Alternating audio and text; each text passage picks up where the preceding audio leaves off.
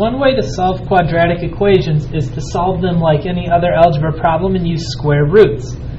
To solve this way, we follow the order of operations, and remember that when we're solving, we start at the bottom and work our way up. So looking at the equation 3x squared equals 36, I start at the bottom and I look for anything connected to the x by addition or subtraction. There's nothing that fits that bill, so we continue to move up and look for things connected by multiplication or division. The 3 is connected to the x squared by multiplication, so we will undo it with division.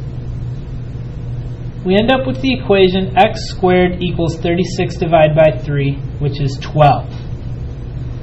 As we continue to move up the order of operations, exponents are next. There is an exponent 2. The opposite of an exponent 2 is a square root. So you use the square root symbol to undo x squared. X squared and the square root cancel out, so all we're left with on the left side is x. And there's a couple things that you should know about square roots. The first is that whenever you use a square root over a number, you have to write the plus or minus sign.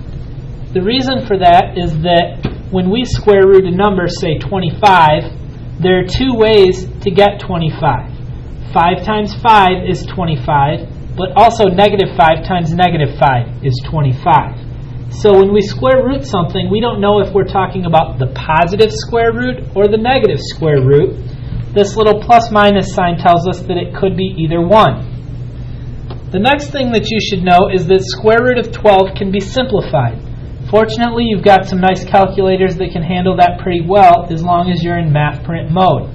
You type in square root of 12, hit enter, and it simplifies it for you. The simplified version of the square root of 12 is 2 times the square root of 3.